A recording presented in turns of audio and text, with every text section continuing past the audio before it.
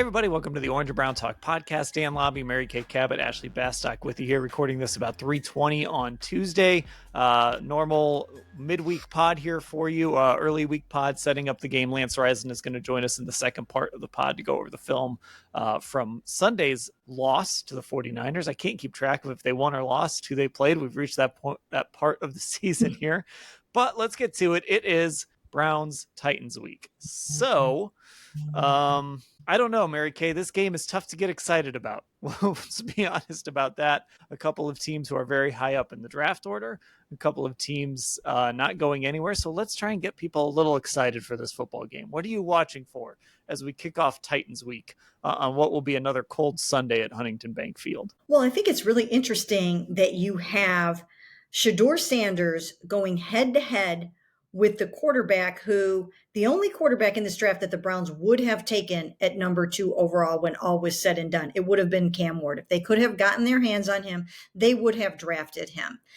Lo and behold, of course, that didn't happen. The Titans took him at number 1 overall. He is 1-11, fired their head coach. And here you have Shedeur Sanders, who tumbled all the way to the 5th round, passed over by every single team 5 or 6 times.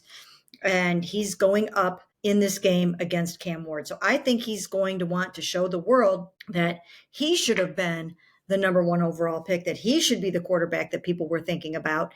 And it's another opportunity for him to go out there and not only show those things, but also try to prove to the Cleveland Browns that they can stop looking for their next quarterback because they have him right here in the building. Not going to be easy. I put a whole column up on this today, but that's the kind of thing that is running through my brain as we head into Titans week. Yeah, and those are the things that we've got to think about as we go through the final month of the season here, is sort of what does everything mean for the future of this franchise? And that's the big one, right? What can Shedeur Sanders show, if anything, over these final 5 games that could convince the Browns to not go in a different direction, however that looks at quarterback, drafting Fernando Mendoza or signing somebody, whatever, a combo of all of them, whatever it might be, to go in a different direction at the quarterback position. And that is an interesting dynamic because you've got, the Titans went all in on Cam Ward, and I think, we always kind of knew he was going to be a work in progress. I think that has played out in front of our eyes. He's very much a work in progress, and they're going into an important offseason where they need to find the right coach and the right coordinator to pair with him and try to maximize what he can be. Whereas the Browns, Ashley, they're sort of in the same boat in some ways. Like, they're going into an offseason where they're going to have to identify a quarterback and make sure that he's paired with the right coach and the right coordinator and all of those things. So this is 2 teams who, even though the Titans hope they already have their guy in the building, and the Browns kind of do, but they didn't make the investment the Titans did, they're sort of in the same position at quarterback right now in some ways. Yeah, in some ways. I mean, I think, though, you hit the nail on the head there. Like, the big difference is, at least right now, the Titans think Cam Ward is their guy. So that, of course, makes Sunday's game interesting for, obviously, fans who are super interested in the draft already. And Dan, you wrote a column after the game, I know, about it's time to start thinking about 2026 after they lost to the 49ers. And it's fascinating that if the Titans have the number 1 overall pick and they have the guy who they think is their quarterback, like, what is going to happen to that number 1 pick? And what would a Browns win do to their potential standing in this upcoming draft? Like, that is the most interesting part. But I will say, at least in the immediate, neither of these teams have the sure thing back there. Like, they're still very much trying to figure it out. I think the Titans at least feel like they have more long-term security with Cam Ward, but the potential draft positioning, I think, is going to be on every Browns fan's mind probably at some point on Sunday as they're watching this game. Yeah, so I was thinking, I'm on Tankathon right now, and I was looking at it earlier too, just out of curiosity, because that's one of the things here. Like, I don't think the Titans are going to pull a Josh Rosen and move on from their number 1 pick after a year. So we're just going to assume that. And then you start to look at sort of who's hanging out there near the top of the draft. You got the Titans are 1, the Giants are 2. Well, I don't think either of those teams are going to be looking for a quarterback in this draft, so that helps. So now you're looking at New Orleans, Las Vegas, the Browns, the Jets. Those are the teams really near the top. The Cardinals are 3-9. I don't know what their plan. It seems like they've kind of soured on Kyler Murray at this point, so maybe they'd be in that market too. Mary Kay, it is going to sort of become this sweepstakes. If there's a quarterback who emerges as a clear, like, that's the guy, there might be a little bit of a sweepstakes to go after. This could feel a little bit like 2015 when that was the year the Browns traded the number 2 pick, and then the Rams traded up to number 1 as well. The Jared Goff and Carson Wentz draft. Maybe this draft is going to look a little bit like that, where you've got a couple of teams competing with each other to get up into those 1 and 2 spots, because weirdly, the teams that ultimately might end up 1 and 2 probably feel like they have their quarterbacks for a long time. Yeah, it's going to be very, very interesting to see how this shakes out. And at this point, it almost behooves the Browns to lose more games. Not that they're going to try to do that, but if they accidentally lose a few more games, that will only help them. Because if Fernando Mendoza turns out to be the guy, or if Ty Simpson or Dante Moore or someone turns out to be somebody that they really want to grab, then the higher they can get in the draft, the better off they're going to be. Now, with this past loss, they jumped up from number 6 to number 5. So that's where they're at right now. And that's a pretty good spot to be in. They've got some games coming up that are going to be tough to win. The Bears are playing really well. The Bills are playing really well. So they've got some interesting games coming up the rest of the way. And we'll have to see where they finish. But I do think that the rest of this season is going to be about trying to determine if Shedeur Sanders is the man for them, or if they need to spend their first-round pick on a quarterback. Now, I think they need to spend a first-round pick on a quarterback. I don't think they're going to see enough in these last 5 games to prove to them that Shedeur Sanders can definitively 100% be the quarterback of the future. And not just because of what he can or can't do, but because of the whole entire passing game and the offense. I think it's going to be hard to get a true read and an evaluation on him behind this line and with this receiving core. So we'll have to see how that goes. I think he can show promise.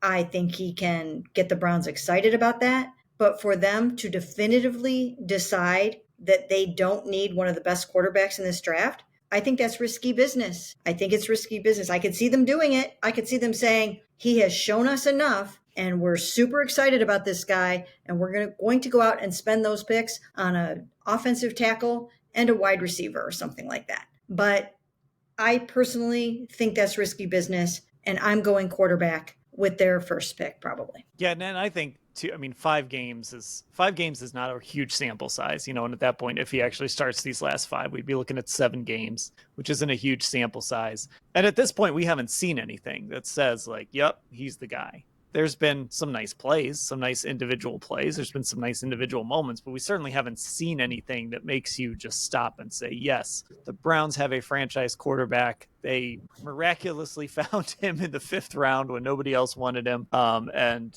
he's the guy now. So it just feels like we're a long ways from getting that answer. And just all of this is, we don't know what the draft's going to look like yet. We don't know who's in, who's out, if there's going to be some surprise entry. Mary Kay, you've made this point a bunch. We're not even into the heart of this draft process yet. We don't have any of the coaches involved. There hasn't been a Senior Bowl. There hasn't been a combine. There haven't been guys are going to continue to rise and fall that nobody thought would rise and fall as the process went along. So what I'm saying is, buckle up. We got a long, what is this? It's December now. So we got December, January, February, March. We got a long 5 months ahead of us. Ashley just Ashley, you look tired already. I don't know what to say about it.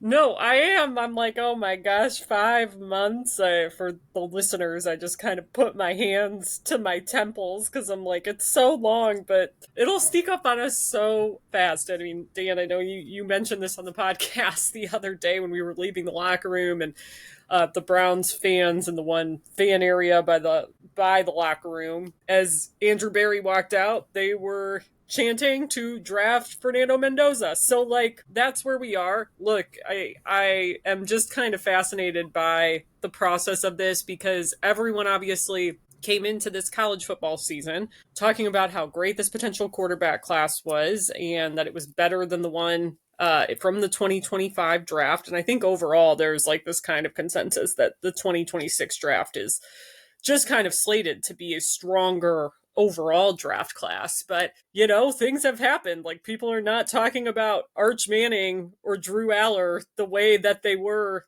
last May, right? So much has already changed. And I mean, my gosh, we'll be at the combine before we know it, which is also an insane thought. Yeah, I'm getting tired just thinking about it too. We got to change the subject. Ashley, give us something else to watch this weekend in this scintillating matchup. Yeah, I'll go to the other side of the ball because I think this is the legit time to ask the question, is Myles Garrett going to break the NFL single season sack record this week? Because Cam Ward has been sacked a league worst 48 times in 12 games. He's basically averaging 4 sacks a game. The two guys right behind him, Geno Smith. Obviously, we know what Myles Garrett and the Browns did against him, and Drake May at 40, and obviously that was Myles Garrett's 5-sack game. Myles has already done some damage at the top of this list, and look, it's feasible. He's at 19 sacks. The record is 22 and a half, set by Michael Strahan, matched by TJ Watt in 2021. So I'm really curious to see if he's going to do it this week. For fans, I mean, I think that's the one real silver lining you can watch for in this game, because it's definitely possible. I mean, my goodness, even though he only had 1 sack last week, that way he kind of teleported around Trent Williams in order to get it was impressive. I mean, he still really has taken his game up to another level. I think this is really giving him and the defense as a whole like something to play for. And I'm just really curious to see if he's going to be able to pull it off this week with like a 4-sack game here. Yeah, and going into that Niners game, I had this thought that I felt like the 49ers were the first team they were playing in a while that could not completely mitigate that pass rush. It's just too good to like avoid, but at least make its, lessen its impact. Because I thought Brock Purdy played a great game, just getting rid of the football, understanding situations, understanding it was going to be hard. So just don't make big mistakes. Cam Ward's not that, and the Tennessee Titans are not that. And he's going to run into some sacks. He's going to give everybody on that line an opportunity to pile up some sacks. And just some numbers here, Mary Kay, those 48 sacks, just to put it out there. 2 games, he's been sacked 6 times. 2 other games, he's been sacked 5. 1, 2, 3, 4 times. He's been sacked 4 times. There hasn't been a game where he's been sacked less than twice. So there's going to be some opportunities, not just for Myles, but for this whole line to pile this thing up. And with Myles sitting there at 19, it's crazy to say this about him. But like, if you sat there and said, I'm predicting Myles Garrett is going to have 4 sacks on Sunday, it would feel normal. Like, that's just sort of what we've gotten used to in this historic season from Myles so far. Right. And he wants to get the sack record at home, and he wants to get it in a victory. And I think that could very well happen on Sunday. And they could try to see to it that it happens by moving him around and giving him the favorable matchups. So if they want it to happen on Sunday, they can make it happen on Sunday. This is a game in which they can set the club sack record of 11. They can bust that and end up with 12 this week. And Myles can certainly get his 4. So I definitely think it's something to watch for, and something he's going to want to get, because they're going to Chicago the following weekend. That's not a place where he's going to want to get this. He's going to want to do this at home, and he's going to want to do it in a victory. And I think that's going to be a tough out against the Bears in Chicago the following week. So this would be a good a time as any to go ahead and seize the moment and get this record. And I think he's going to go out there and play with his hair on fire. It is interesting as you look ahead, though. There is it's going to happen. Like I said, maybe we all feel like this. It sounds like we do. Like, there's a real chance this does happen Sunday, but you look at the slate of quarterbacks coming up. It is guys who, are going to hold on to the football a little bit. And Josh Allen is certainly not easy to sack, but he will take some sacks. Caleb Williams will hold on to the football and try and make things happen. And of course, Cam Ward too. So there's going to be some real opportunities for this defensive line against some of these guys to eat. And that Myles Garrett record is going to fall fast If it doesn't happen on Sunday, it's going to happen real quickly after that. I'll kind of continue. This is sort of on the defensive line, but this is in other areas as well. Just continuing off the Shedeur Sanders idea, there's really going to be some chances now to get looks at young guys. Some of it's forced, but I think some of it'll happen intentionally too. We saw them rotate in Teven Jenkins on Sunday, and now Wyatt Teller's going to be out this week with the calf injury suffered at the end of that game. So they were already starting to take a look at a younger player at that position.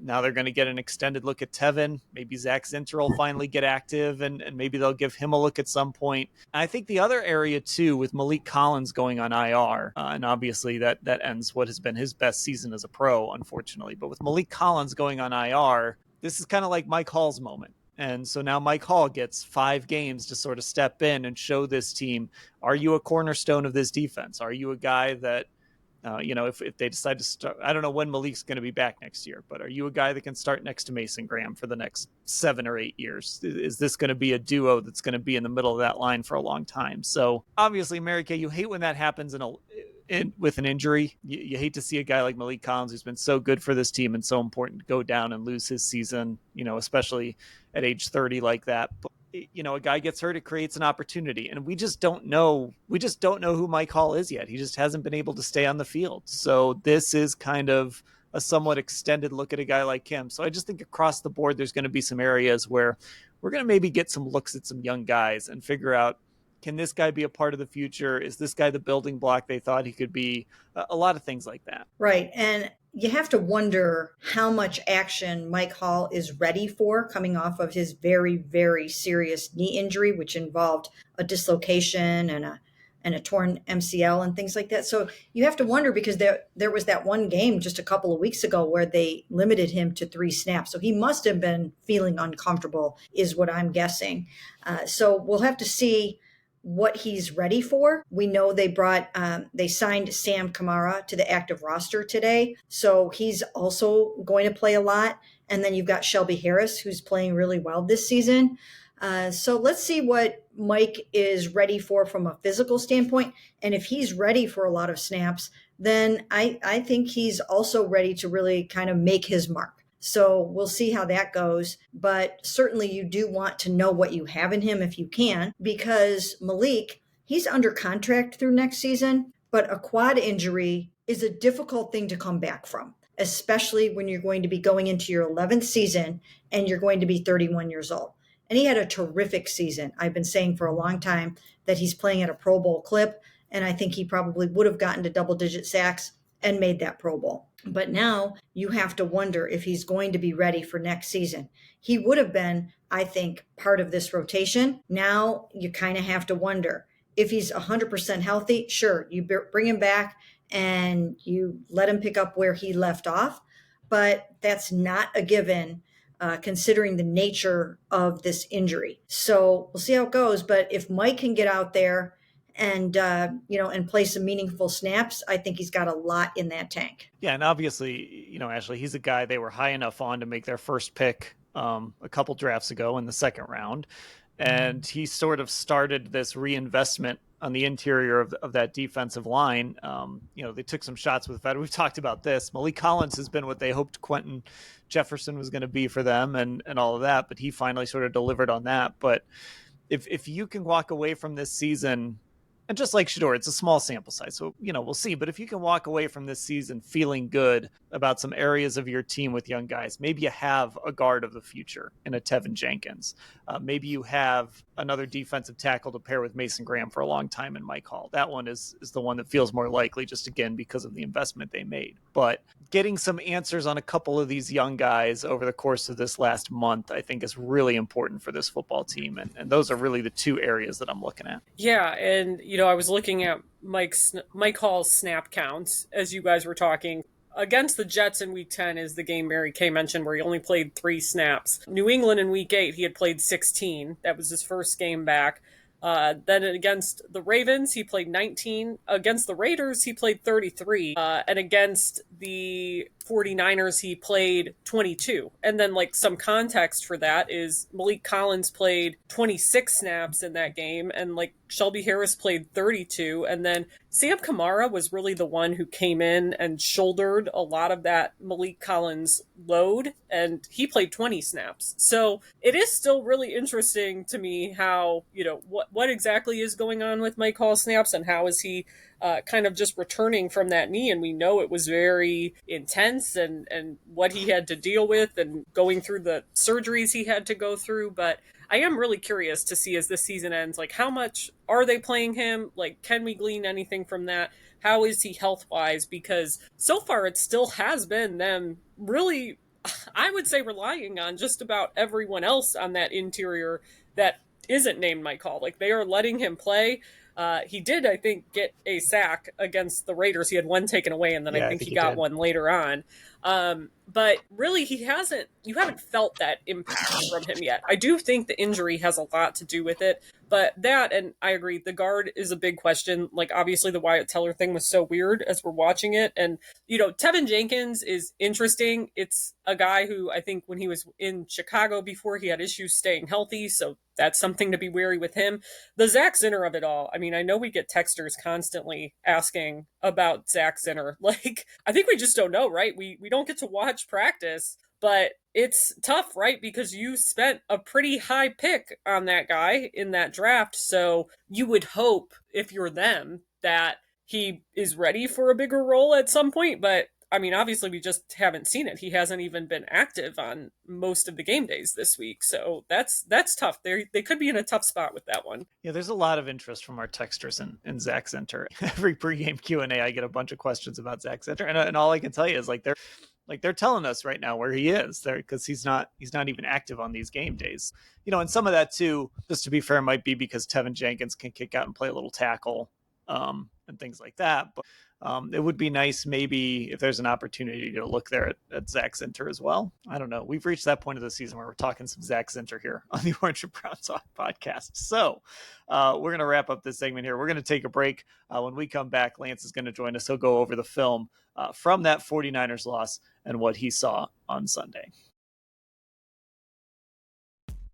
Welcome back to the Orange and Brown Talk podcast, and we welcome on now, as we do every week, to look back on the film from Sunday, Lance Reisland. Lance, how are you? I'm doing very well. Dan, how are you, my friend? Doing well. All right, let's get to it. We know who everyone wants to talk about, and that is Shedeur Sanders and his second start. Again, there was some good there. There was certainly some bad there. I think... I guess let's just start with what you saw from Shedeur Sanders. I had a chance to go back and watch the game as well on Monday.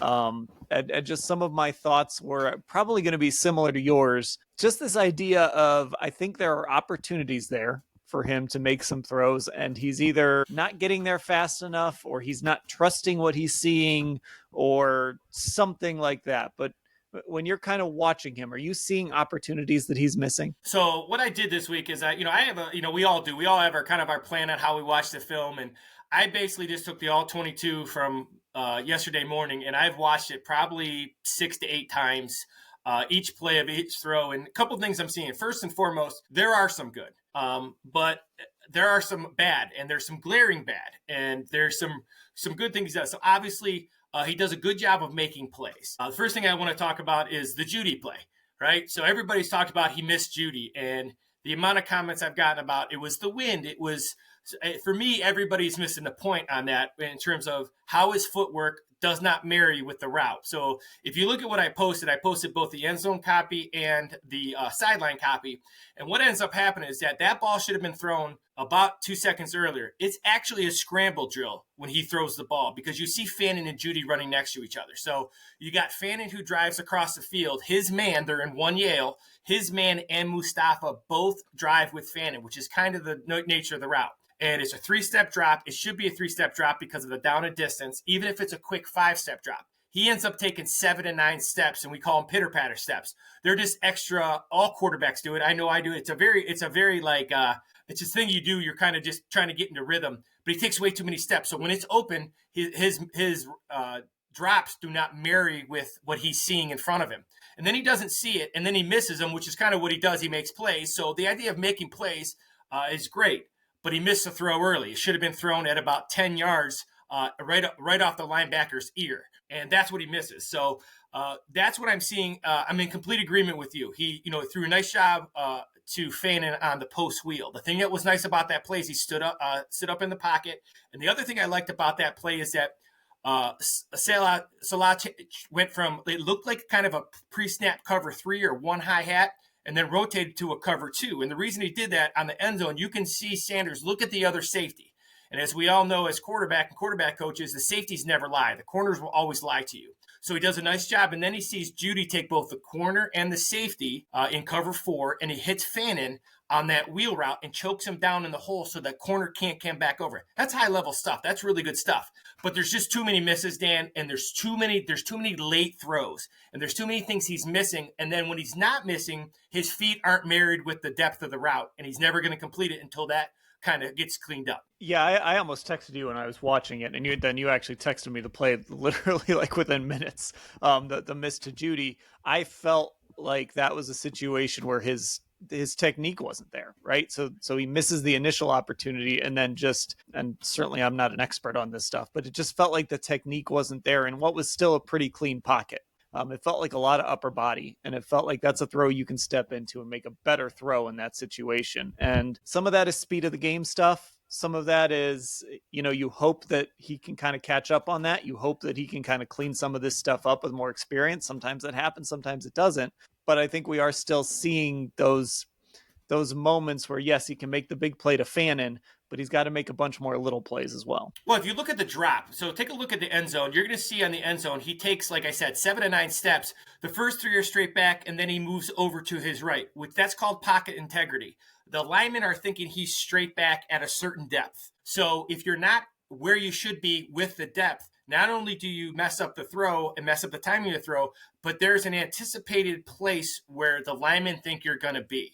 And that's what ends up happening when he retreats backward stuff. He's running himself into trouble. And if you look at that throw, that was just really, really simple. That should be a 1, 2, 3, either hit and hold, which we say, so he'll take his third step, stand, and deliver, or it should be a 1, 2, 3 balls out. So that ball is so late.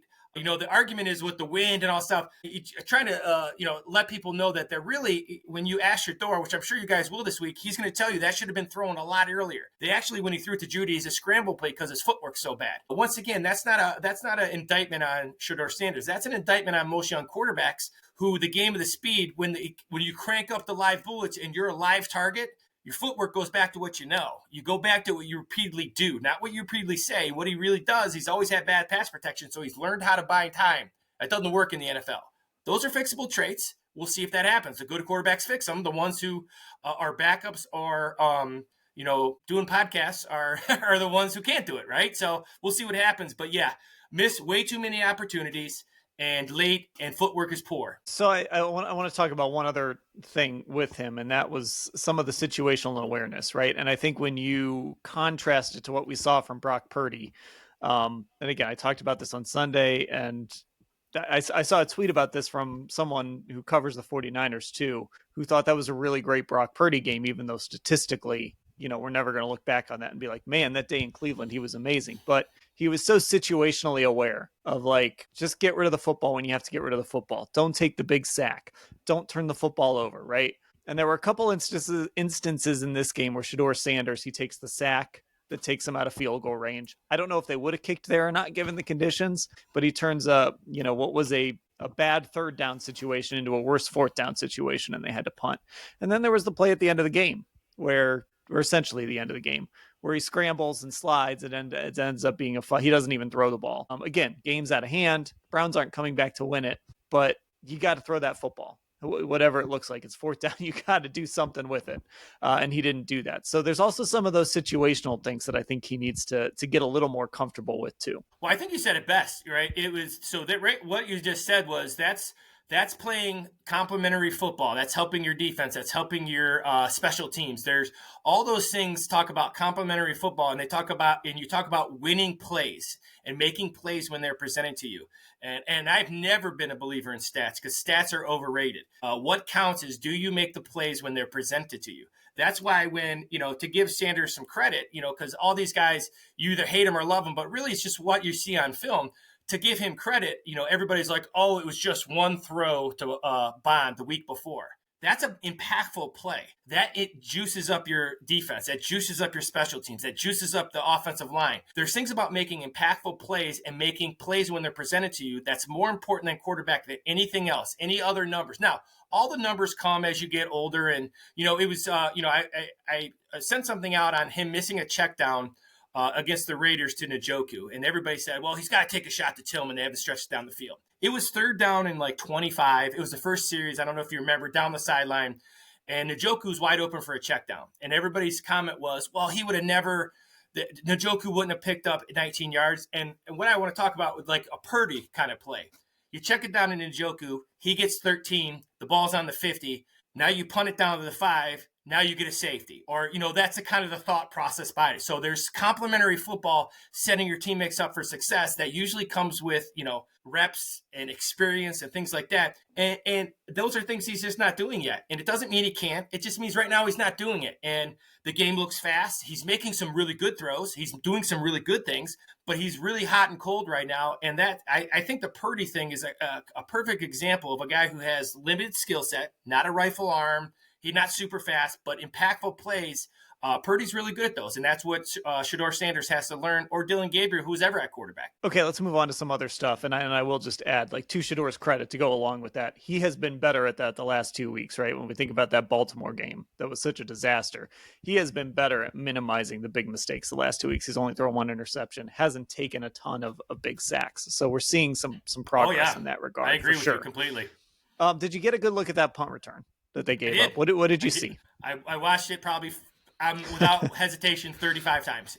The thing that I'm seeing is, it's hard to explain how easy this concept is. And I see NFL teams do it the same. So if you think about the field, it's 53 yards wide. And so it's 53.6. And what you try to do on kickoff return and punt team is you're trying to we used to say, you're going to cast a web and you're going to squeeze to the ball. And everybody has a lane, and you never pass the guy inside of you. So if the guy outside of you is squeezing in, you have to squeeze in. And obviously when you see it on film, it's kind of becomes more of a feel thing.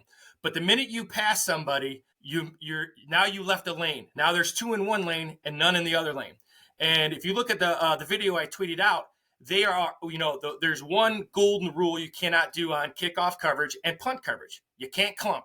You can't stack or clump. And when you stop it, there's 5, 6 guys all within 3 yards of each other. There's no one spreading the web, we used to say. I don't know why we used to say that, but that's what we used to say. And then squeezing it down. So if you think about the ball is in the middle of the field, everybody should start and then everybody should come together. And in a perfect world, that's how I used to teach it. You would have 10 guys minus the kicker or the punter, 10 guys in a straight line right in front of the kick returner. So they would kind of all be out and they would squeeze together. Now, it doesn't work exactly like that, but the mental part of it is I got to not give up my lane. I got to fight like hell to stay in my lane. I got to not pass the guy inside of me, and I got to go as hard as I can. That's it at every level of football. And that, there's some things I watch and I learn, but I will tell you on punt and kickoff, if you talk to any special teams coach at any level, that's kind of the general rule. So just not doing it. And, that's a problem. And I say this as a caveat too. Bubba Ventrone is a very good special teams coach. He did not get stupid. Sometimes you just don't hear the message that a coach is sending, and all of us coaches get hired to get fired. So sometimes it just happens where you're not in the right situation. But none of these guys are dumb. Bubba Ventrone is not a dumb coach. He's not a bad coach. Message is not getting through to his players for some reason. I want to ask you about this, and I didn't prepare you for this, but it popped into my head here as we were talking, because this is a new development in a lot of ways. So the Browns made the decision on Sunday to rotate Wyatt Teller with Teven Jenkins. Wyatt, after the game, said that they told him they were going to do that on Tuesday. Assumed it was performance-based. Now Wyatt's going to be he's out this week because of a calf injury that he suffered on. It was the first snap under the 2-minute warning in the fourth quarter. So that wasn't a contributing factor to it. You've watched a ton of Wyatt Teller this season. What have you seen? Are you surprised? Are you surprised that the Browns made this decision to, part of it is you're taking a look at a guy that could be part of the mix next year. We've reached that point of the season. But are you surprised that they made the decision to take a look at to rotate Teller and kind of see what else they have there? Well, once again, I am no master of anything. I don't understand all things in football, but what I try to do is watch a lot of film, because if you watch a lot of film, you learn and you understand. This will be one. And I always back coaches because I understand how hard coaching is, and I understand how critical everybody is of coaching. I don't get this one, Dan. He has played by far at the highest level, everybody on that line, and it's not close, in my opinion. His movement skills. Now, has he had some issues in straight back pass protection when other teams know you have to pass? Yep, he has. But they all have. But in terms of marrying the run with the pass and why you drafted him when you did and the things he does well, he still does all those things at a very, very, very high level. The idea of it being performance-based makes absolutely no sense to me. And the thing that, once again, I'm not criticizing any coaches. And if people think they know more than these NFL coaches, the idea, these guys are all really, really good at what they do. This is all they do. NFL coaches in general, they don't have social lives. They don't go out. They don't talk to people. We are about as isolated of people as you get. Our hobbies are football. Our hobbies are watching film. And I just don't understand that one. Now, that being said, I've made decisions that other people don't understand. So something internally probably is happening, but based on performance, I have no idea why that's happening after watching every end zone rep that Wyatt Teller has taken this year. Yeah, that's interesting. And of course, it just calls into question, and certainly we'll talk about this as we get closer to the end of the year, calls into question just another spot on that offensive line, which could very much be in flux as we go into the offseason. So, yeah, I found that interesting. And now it's probably going to be Teven Jenkins going on Sunday because Wyatt Teller's going to be out. Maybe we'll finally get a look at Zach Zinter. That's been a mysterious one, too, that we haven't. I mean, he hasn't even been active on most game days. Well, I love Zach Zinter coming out of Michigan when they ran power counter. Jim Harbaugh ran a very similar offense.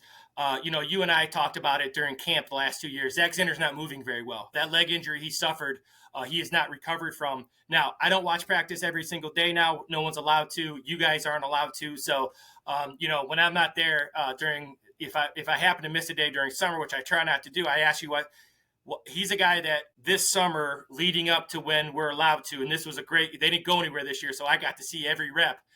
He's not moving like he did when he was at Michigan. And if people are asking me, that's what I think. He's just not moving well enough to play in the NFL right now. That leg injury he did I thought it was a steal because I thought he was going to come back 100%. He has not, from what I've seen in practice, he has not moved well enough to play in the NFL. Okay, we're going to get to our question of the week here. I want to do some cleaning up here because I asked people if they had some coach speak. Last week we did a coach speak draft, and I asked people to jump into the comments or leave us a review on Apple and give us some coach speak. So we got a few here going into our Spotify comments from last week. So I'm going to start with this guy calls himself Bruce Wayne, probably not the real Bruce Wayne, says, I'm a DC in high school, and my favorite one is, we got to be the hammer, not the nail. That's a great one. That's a really good Bruce one. Bruce Wayne, well done, Bruce. That's a great one. That's like halftime speed. That's a halftime talk in high school. We got Casey Encalado says, this is one of my favorites. I say this in the media room sometimes too. We have to stay ready so we don't have to get ready. Oh, that's great. Well done. Love that one. One works for a lot, but that's a really good one. Absolutely. And then this last one is the plan is to get better each day. That goes along with the get 1% better. Yeah, that's every day. That was all you could do is control yourself. Get better one day. What's funny is that my wife listened to this. She listened to our draft last week, and she goes, "You're laughing at those." She goes, "You say those to this day." She goes, "You say all those dumb things." She goes, "You're on a ton of podcasts. I hear those stupid cliches coming out of your mouth every day." I'm like, I appreciate that. Once it's in you, you can't get rid of them. And to Tracy, who was a little mixed on how we talked about Shedeur Sanders last week, I'll put it that way. I don't know that you're going to love the way we talked about Shedeur Sanders at the beginning of this segment, but just know that, you and I both agree that he has done enough to continue to earn these starts. And we're seeing that incremental improvement. But we're also trying to be honest with what we're watching too. Well, and the thing is, the investment. I love how everybody's passionate about what they're, what they like and who they like, and as a quarterback, as journalists, whatever you're doing, you want feedback, and you don't want everybody. It's like being a head coach. I used to tell my assistant coaches, I didn't hire you to be a yes coach. if we scored 7 points and I call the plays, I couldn't have done a great job. So some of you have to have some information, right? There has to be some positive feedback or constructive feedback. Let's say that, because if you're not doing things all right, which no one does, then constructive criticism makes you get better. So I will, I know you will as well. I'm going to continue to call it as I see it. I hope he does it. As a Browns fan, you're looking for positive. I'm not looking for these guys to be better than each other. I'm looking for them to lead the Browns to wins. Okay, let's get to it. Question of the week. We're doing another draft, right? We're doing another draft. Yes, teacher base kind of draft here. What have we got? All right. So the question today is, as we get, we wake up today, snow day for those teachers and kids of the world in Northeast Ohio. We're gonna do a 4-round draft. What are the absolute worst parts of winter for kids, adults, everybody involved? What are the absolute worst parts of winter that just you look at and you're just irritated? And you get the first pick, my man. You get the first pick, my man. So I'm up first here. This one's a gimme, especially because of what I had to deal with Sunday night about 11 o'clock when I left the stadium. Driving. Just driving. I got out of Huntington Bank Field. We usually leave there pretty late, and there were no lanes on the highways. We were all of us out there just making it up together as we went. Trying to find the two lines, whatever they are. You'd go under a bridge, and that would be your chance to kind of realign yourself, right? Yep. Oh, okay, I'm over just a little. I'm over. Okay, now I can't see the lanes. And then people, this is all I'm going to say. If there's no one around you and you're driving in slippery, snowy weather, don't hit your brakes. Just don't do it. Your car will just slow down. And you got to go slower. You got to understand. You got to go slower. All right. On that topic, I'm gonna. It's not my number one pick, but I'm just gonna go in order because I don't think you'll pick any of mine. I'm gonna go with the idea of when I get to work in the morning, I'm usually one of the first people there, and it's never plowed, and I don't know where to park. And then I have to be the aligner for the rest of the people I work with, and I inevitably screw it up. And then by the end of the day, if it has melted, it looks ridiculous. Yeah, and you're parked over like 3 spaces. Yeah, and I started that. So I'm going to go with the being early to work person who has to set the standard for the rest of the parking for all my coworkers and screwing it up. I hate that. I had that last week at the Browns facility. It was the Friday after Thanksgiving, so there weren't a ton of people, like a ton of their employees in the visitors lot when we got there, and it hadn't been plowed.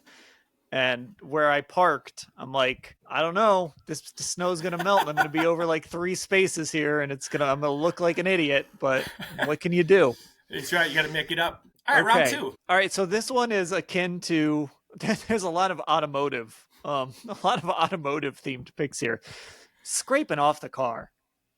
It's brutal.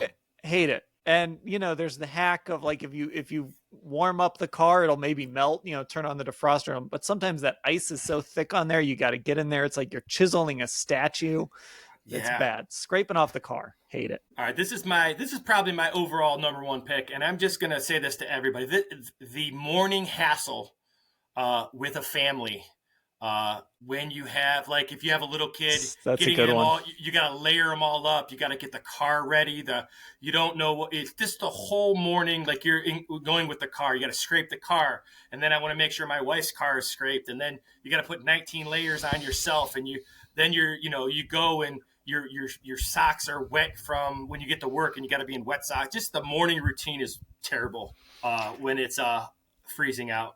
For sure. Yeah, I had one akin to this. I had bundling up, which is just, we've talked about it. I like to run in the cold. It's one of my favorite times to run. But the part I hate is I have to put like gear on. Like I have to actually like really gear up to get out there so I don't freeze to death. I know it's like and just in general, bundling up is a pain. And then when you get home, everything's all wet and like. So that just makes it even. Now you got to hang stuff up or throw it in the dryer. It's just that whole makes everything. The whole routine. It adds too much time to the process. This is a gimme. I'm just gonna go shoveling. Just in general. Yeah, I don't. Well, you took mine. I don't have a snowblower because I have a really small driveway. So, I still just do the shovel, but man, it's annoying. And I've already checked the weather to see if the snow right now is going to melt in the next couple days so I can avoid it. I don't think I'm going to get lucky with that one, but yeah, shoveling. All right. My third, I'm going to go with, 6.5 minutes of daylight during the winter. It's just ridiculous. There's so many times that I, especially when I was coaching and we had the winter weight program going, like you leave work, it's freezing, it's cold. You just went through the morning routine, you're all mad, and then you come home and it's dark again. You've seen zero daylight, and it's just brutal. So I'm going to go with the lack of daylight in the winter is absolutely brutal. Okay, my last pick may be akin to this. And this is another draft we should do, by the way. I'm just saying January. Oh yeah, we could do that. Just in general, just a month draft. We could do that, but just like a draft of months. But just January. I don't know what it is like. And there's good stuff in January, right? Like football wise, you got the NFL playoffs. Now you've got this 12-team college football playoff that bleeds into January. But there's just something like, I don't know. January doesn't do much for me. It's kind of just the holidays are over, which can be fun and all that. And then you're just kind of, January's just a grind. There's something about it. And in February, I'll even add on to that. February adds to it, but at least you got March coming after February. January, you're still, it's That's like true. Tuesday. It's like Tuesday during the week. You're like, I still got Wednesday, Thursday, Friday. But yeah, my last pick is just because I've done it a million times when I get out of my car is the unknown slush puddle that you often hit. That's bad.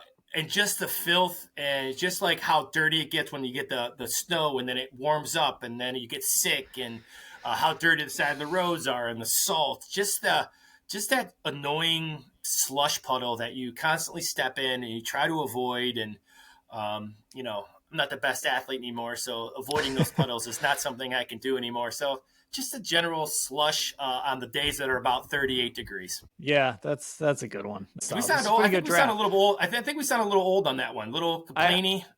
I don't know if I can get a ruling on this. This is one I didn't take because I wasn't sure if it counted because it's not technically winter, but snow in May. Oh yeah, no, that's fair because it's winter. Count that one for a winter draft. That's the only one on my big board we didn't get to. Just when it snows in May, it's like, come on. What are we doing?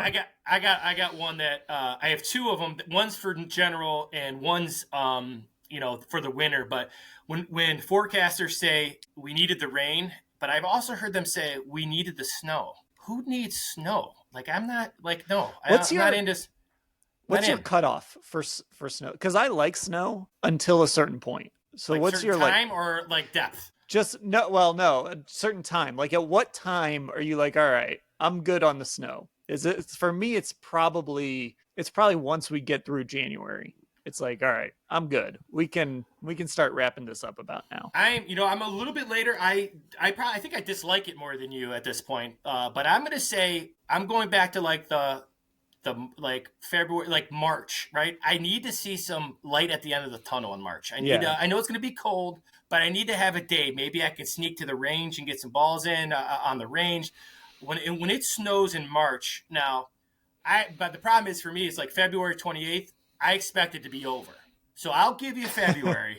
You're months away though. I know, but once you're done, once you change the calendar to March, then it's immediate at midnight that day. I'm done with snow. February 28th, I'm done with snow. That's fair. Yeah, I mean January is probably a little short, but yeah, there comes a point like middle of February, definitely the end of February. I'm like, all right, we're good here. We're done. We can wrap this up. We don't need any more. All set. And I'm not big on people. I hate when people say I love the seasons too. I like the seasons too, but I don't need it to be 30 below for 3.5 months. I'm just not in anymore. It's just not where I'm at anymore. I'm just telling you. All right. Well, there we go. A winter draft here on a snowy day in Cleveland. That'll do it for this edition of the Orange and Brown Talk podcast. Find our YouTube channel. It's Cleveland Browns on cleveland.com. Our Instagram's Orange and Brown Talk. Our Twitter's Orange Brown Talk. And if you want to become a Football Insider subscriber, become one of our texters. It's cleveland.com/Browns, the blue banner at the top of the page to get info on that. That was Lance Reisland. You heard from Mary Kay and Ashley earlier. I'm Dan. Thanks for listening, everybody.